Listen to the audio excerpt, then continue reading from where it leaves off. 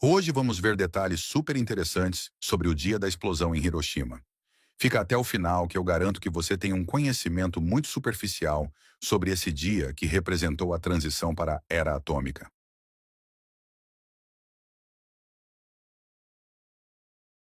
Já faz 69 dias que a Alemanha havia se rendido.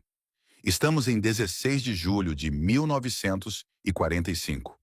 O Gadget, um dispositivo de implosão de plutônio, foi detonado com sucesso no teste Trinity em Alamogordo, Novo México, demonstrando a viabilidade do design da bomba atômica Fat Man. Unidades da bomba Little Boy, juntamente com o projétil de urânio 235, foram transportadas de São Francisco para a ilha de Tinian, a bordo do USS Indianapolis. A partir de 20 de julho, o grupo composto 509 começou a realizar missões de treinamento sobre o Japão. Em 21 de julho, o então recém-presidente Herman Truman recebeu um relatório confirmando o sucesso do teste Trinity. Em 23 de julho, o secretário de guerra Harry Stimson estava em Potsdam para uma reunião entre o presidente Truman e o premier soviético Stalin.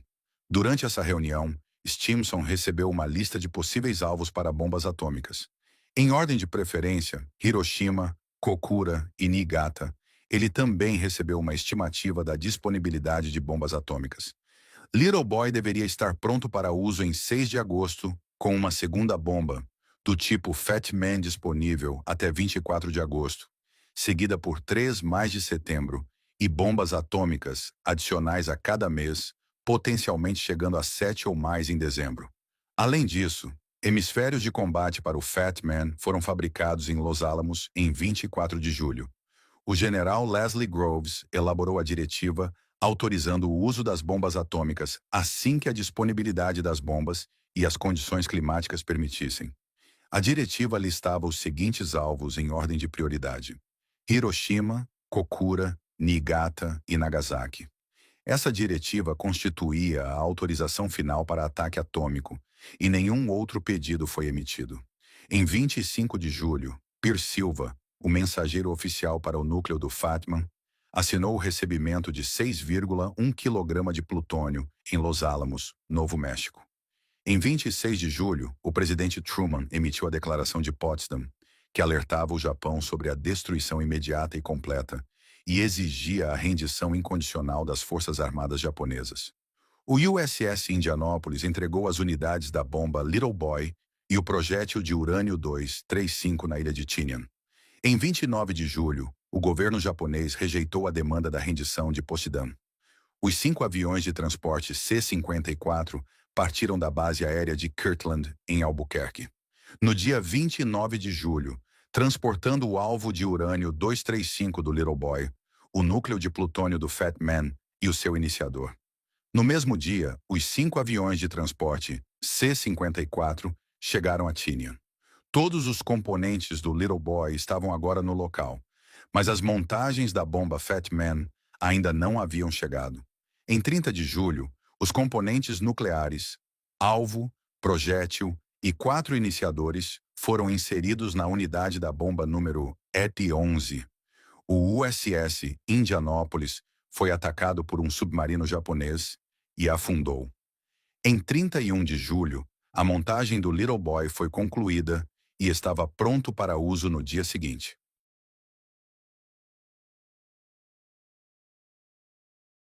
Finalmente chegamos no mês de agosto.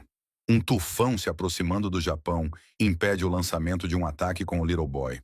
Vários dias são necessários para que o tempo melhore. E na manhã cedo, o coronel Paul Tibbets elabora a ordem altamente secreta para o primeiro ataque de bombardeio atômico da história. Leva apenas alguns minutos para ele escrever ela. A ordem é lacrada e enviada por um mensageiro especial para o quartel-general do general Curtis LeMay, em Guam, Tibete. Então seleciona quais das suas tripulações votariam com ele na missão. Um total de 7 B-29 seriam usados na missão. Um deles ficaria em Iwo Jima, como aeronave de reserva. 3 aeronaves voariam à frente do avião, que transportaria a bomba atômica para aliviar o clima nas 3 cidades-alvo. Essas informações seriam então transmitidas de volta para o portador da bomba atômica. As duas aeronaves B-39 restantes acompanhariam o portador da bomba atômica como aeronaves de observação. O General Groves recebe um telegrama do General Thomas Farrell. O General Farrell era o vice de Groves. O telegrama dizia o seguinte: a partir das 10 horas do horário de guerra do leste, a bomba atômica estava pronta para ser lançada sobre o Japão. Os invólucros das bombas Fat Man F-31 e F-32 chegam a Tinian, transportados pelos B-29 da 509, Luke the Spook e Lagging Dragon. A montagem do Fat Man começa. A data para o bombardeio é definida para 11 de agosto.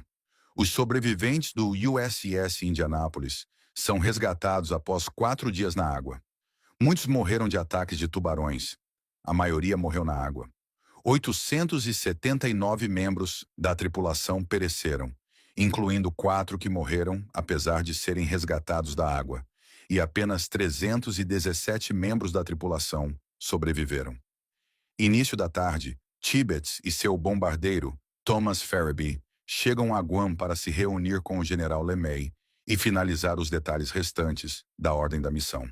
A primeira do dia é descobrir qual cidade-alvo LeMay prefere. A resposta de LeMay foi: Paul, a primeira é Hiroshima. Tibbets respondeu: imediatamente, eu sempre a preferi como alvo. Após algumas discussões sobre voar contra o vento ou a favor do vento por razões de segurança e precisão de bombardeio, a conversa termina com um acordo unânime para voar contra o vento. A última ordem do dia é para Farraby escolher o seu ponto de mira. Sem hesitação, Farraby coloca o dedo indicador na ponte Aioi, em forma de T, localizada no centro de Hiroshima. LeMay concorda com um aceno de cabeça e Tibbets concorda, afirmando: é o ponto de mira mais perfeito que já vi em toda essa maldita guerra. Em 4 de agosto, Tibbets informa o grupo composto 509 sobre o ataque iminente. Ele revela que eles lançaram bombas de imensa potência, mas a natureza das armas não é revelada.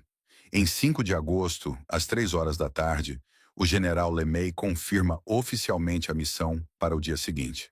Tibbets assumirá como piloto, o capitão William Parsons voará como armeiro.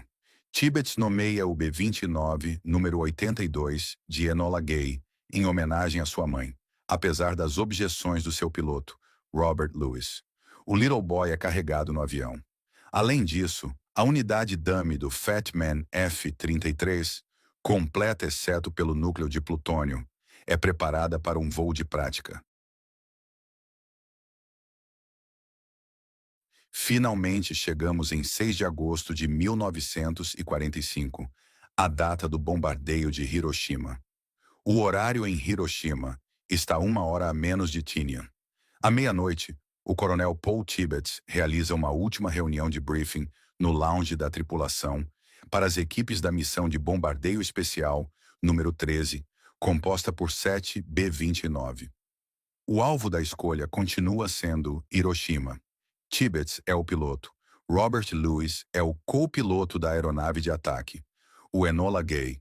As duas aeronaves de observação, The Great Artist e Necessary Evil, estariam equipadas com câmeras e equipamentos científicos e acompanhariam o Enola Gay. 00:15, Tibbets convoca o capelão William Downey, que convida a tripulação a baixarem a cabeça. Downey, então, lê uma oração que ele compôs especificamente para esta ocasião. 1:12, caminhões pegam as tripulações das duas aeronaves de observação que acompanharão o Enola Gay. 1:15, um caminhão pega a tripulação do Enola Gay. Tibbets e Parsons sentam-se na frente com o motorista. Na parte de trás do caminhão estão 9 outros homens. A tripulação veste macacões de combate verde pálido. A única identificação que eles têm são as plaquetas de identificação ao redor de seus pescoços. 1:37, as 3 aeronaves de reconhecimento meteorológico, Straight Flush, Jabbit 3 e Full House, decolam, cada uma delas designada independentemente para avaliar as condições meteorológicas sobre Hiroshima, Kokura e Nagasaki. 1:51, Big Stink decola para assumir o papel de reserva para o ataque na base Iwo Jima. Às 2:20, a última foto da tripulação do Enola Gay é tirada. Tibbets se vira para a sua tripulação e diz: Ok, vamos trabalhar. Às 2h27, os motores do Enola Gay são ligados. 2h35, o Enola Gay chega à sua posição de decolagem na pista. 2h45, o Enola Gay inicia a decolagem. O coronel Paul Tibbets diz ao copiloto Robert Lewis: Vamos lá. Ele empurra todas as manetas para a frente. O Enola Gay sobrecarregada levanta-se lentamente para o céu noturno, usando mais 3 quilômetros de pista. Às 2h47, The Great Artist decola. 2 minutos depois, o Necessary Evil decola. 2h55, 10 minutos depois da decolagem, Dutch Van Kirk faz a sua primeira anotação no registro de navegação. Às 3 horas, o capitão William Parsons toca no ombro de Tibbets, indicando que eles vão começar a armar o Little Boy.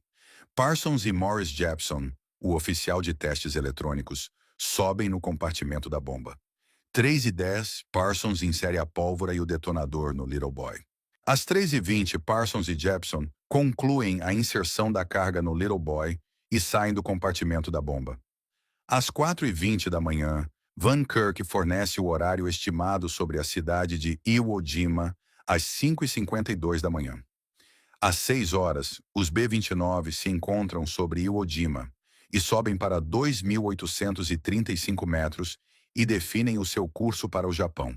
Às 7h15, Jepson remove os dispositivos de segurança do Little Boy e insere os dispositivos de armamento, substituindo os plugs verdes por vermelhos. Às 7h30 da manhã, Tibbets anuncia o seguinte à tripulação: Estamos carregando a primeira bomba atômica do mundo. Ele pressuriza a Enola Gay e inicia a subida para 9.967 metros. A tripulação veste seus paraquedas e coletes à prova de estilhaços. Às 8h09 da manhã, as aeronaves de reconhecimento meteorológico sobrevoam as possíveis cidades-alvos. Em Hiroshima, um alerta de ataque aéreo é comunicado. Às 8h24, o piloto da aeronave de reconhecimento Straight Flush envia a Tibbets uma mensagem codificada que diz o seguinte: cobertura de nuvens inferior a 3 décimos em todas as altitudes.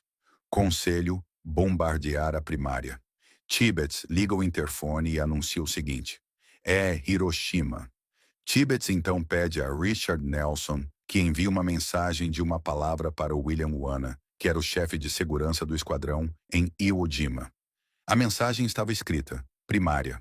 Às 8h31, as aeronaves de reconhecimento meteorológico partem das suas posições em Hiroshima.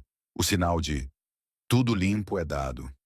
Às 8h50 da manhã, voando a 9.449 metros, o Enola Gay cruza Shikoku, a leste de Hiroshima. As condições para o bombardeio são boas. O ponto de mira é facilmente visível e não há oposição encontrada. Às 9h05 da manhã, Van Kirk anuncia o seguinte: 10 minutos para o ponto de mira. O Enola Gay está a uma altitude de 9.467 metros, com uma velocidade do ar de 321 km por hora, quando a cidade de Hiroshima entra pela primeira vez em vista. É maré alta no Mar do Japão, então os 7 braços do rio Ota estão completamente cheios e calmos. Estudantes do sexo masculino estão a caminho do trabalho na fábrica de munições. E as estudantes já estão demolindo mais prédios para criar corredores adicionais contra incêndios. Às 9h12, o controle do Enola Gay é transferido para o bombardeador Thomas Farraby, enquanto a corrida de bombardeio começa. Um operador de rádio de Hiroshima relata que 3 aviões foram avistados. Às 9h14 da manhã, Tibbets diz à sua tripulação: com os óculos. Lembrando que o horário relatado aqui está 1 hora à frente de Hiroshima. Às 9h14 da manhã, o ponto de mira de Farraby, a ponte Aioi em forma de T, está claramente visível. A sequência de 60 segundos para o lançamento automático da bomba é ativado com a mira Norden. Luiz Álvares, um dos cientistas sêniores do projeto Manhattan, a bordo do The Great Artist, libera 2 medidores de pressão em paraquedas para determinar a potência da bomba. Pessoas no chão, olhando para o único bombardeiro a 9 km de altura, observam o pequeno objeto flutuando. Às 9h15 da manhã e 15 segundos, as portas do compartimento da bomba se abrem e o Little Boy cai do gancho de retenção. Farabee anuncia o seguinte: bomba lançada. O nariz do Enola Gay sobe 3 metros à medida que a bomba Little Boy, de 4,4 toneladas, é lançada a 9.467 metros. Tibbets imediatamente puxa a Enola Gay para uma curva acentuada de 155 graus para a direita. Farabee observa a bomba balançar antes de ganhar velocidade e cair. No chão, um segundo alerta de ataque aéreo é chamado. Por mais 44,4 segundos, o Enola Gay continua voando para o norte, enquanto a bomba cai em direção ao ponto de mira. Quando a altitude de detonação designada é alcançada, o Little Boy explode sobre a cidade de Hiroshima. No momento da detonação, o Enola Gay já estava a 16 quilômetros de distância. Tibbets, de costa para a explosão, observa um flash azul prateado e experimenta uma sensação estranha em sua boca. A mesma sensação como se ele tivesse tocado o chumbo e as obturações de prata em sua boca com um garfo. Bob Caron, o atirador de cauda do Enola Gay, é o único membro da tripulação de frente para Hiroshima no momento da detonação. Ele vê um brilho na atmosfera se aproximando da aeronave. Não entendendo o que está acontecendo, ele permanece em silêncio e pouco depois, a primeira das 3 ondas de choque consecutivas atinge o Enola Gay e a fuselagem range e geme com o som de papel de alumínio amassando. Às 9h16 minutos e 2 segundos, após cair quase 9,65 quilômetros em 43 segundos, o Little Boy explode a 600 metros acima da clínica do Dr. Shima, a 168 metros de distância do ponto de mira da ponte Aioi. A fissão nuclear começa em 0,15 microsegundos, com um único nêutron, sendo uma reação em cadeia supercrítica que aumenta a temperatura por vários milhões de graus Celsius. Mais quente do que a superfície do Sol na época, no momento em que o invólucro da bomba se desfaz. A potência é de 15 quilotons, o comparável a 30 milhões de granadas de mão. No momento de 0,1 segundos, a bola de fogo se expandiu para 30 metros de diâmetro, combinada com uma temperatura de 260 mil graus Celsius. Nêutrons e raios gama atingiam o solo. A radiação ionizante é responsável pela maioria dos danos radiológicos a todos os seres humanos, animais e outros organismos biológicos expostos. Em 15 segundos, o ar superaquecido acima do solo emite um brilho. Uma mulher sentada nas escadas das margens do rio Ota, a meio quilômetro do epicentro, evapora instantaneamente entre 0,2 e 0,3 segundos. Uma intensa energia infravermelha é liberada e queima instantaneamente a pele exposta por quilômetros em todas as direções. Telhas de cobertura de edifícios se fundem. Uma estátua de Buda em bronze derrete, assim como pedras de granito. Postes de madeira de telefone carbonizam e se tornam semelhantes ao carvão. Os órgãos internos dos seres humanos e animais evaporam. A onda de choque se propaga a uma velocidade de 2 km por segundo, ou 11.587 km por hora. A partir de um segundo de explosão, a bola de fogo atinge o seu tamanho máximo, aproximadamente 274 metros de diâmetro. A onda de choque diminui para aproximadamente a velocidade do som a 1.239 km por hora.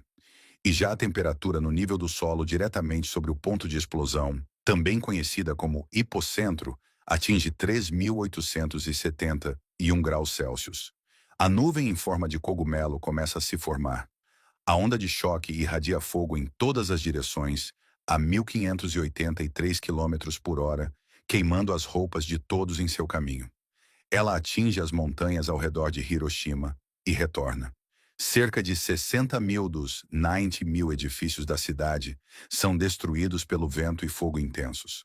Aproximadamente 160 metros a sudoeste do epicentro, a cobertura de cobre que revestia a cúpula do Industrial Products Display Hall desaparece, revelando a estrutura esquelética da cúpula. No entanto, a maior parte da alvenaria e pedra do edifício permanece intacta. O solo dentro do epicentro esfria para 298.889 graus Celsius. A nuvem em forma de cogumelo atinge uma altura de aproximadamente 762 metros. Fragmentos de vidros de janelas estilhaçadas estão embutidos por toda parte, até mesmo em paredes de concreto. A bola de fogo começa a enfraquecer, mas ainda mantém uma luminosidade equivalente a 10 vezes a do Sol, a uma distância de 8,85 quilômetros. Sombras nucleares aparecem pela primeira vez como resultado da radiação térmica extrema. Essas sombras são contornos de seres humanos e objetos que bloquearam a radiação térmica. Exemplos incluem a mulher que estava sentada nas escadas, perto da margem do rio Ota. Apenas a sombra de onde ela estava sentada permanece no concreto. A sombra de um homem puxando um carrinho pela rua é tudo o que resta no asfalto. A sombra de uma roda de válvula de aço também aparece em uma parede de concreto, diretamente atrás dela porque a radiação térmica foi bloqueada pelo contorno da roda. Russell Gackenbach, o navegador a bordo do Necessary Evil, a uma distância de 24 quilômetros da explosão atômica, é iluminado por uma luz tão brilhante que, mesmo com seus óculos de proteção, ele poderia ter lido o fino texto da sua Bíblia de bolso. No solo, o incêndio continua a se alastrar dentro de uma área que agora se expandiu para mais de 1,6 quilômetros de largura. Uma horrenda e furiosa massa vermelha e roxa começa a subir no céu. A coluna de cogumelos suga o ar superaquecido, o que incendeia tudo que é inflamável. Bob Caron compara essa visão a uma espiadela ao inferno. Uma mensagem codificada, redigida por Parson, é enviada ao general Thomas Farrell. Em Tinian, ele dizia o seguinte: claro, bem-sucedido em todos os aspectos, efeitos visíveis, maiores do que em Alamogordo. Condições normais no avião que a entrega, voltando para a base. O Enola Gay circunda Hiroshima 3 vezes, começando a 8.900 quilômetros e subindo em direção a 9.144 quilômetros, antes de retornar para casa. Foi quando estava a 591 quilômetros de Hiroshima que Caron relatou que a coluna de cogumelo não estava mais visível às 9h30 da manhã. O depósito da Marinha de Kure envia uma mensagem a Tóquio informando que uma bomba foi lançada sobre Hiroshima. Os Estados Unidos interceptam uma mensagem da 12ª Divisão Aérea Japonesa relatando uma bomba especial de grande violência com aparência de magnésio. Às 14h58, o Enola Gay pousa na ilha de Tinian, na Northfield. A primeira missão de bombardeio atômico durou um total de 12 horas e 13 minutos. Espero que tenham apreciado esse trabalho e até a próxima.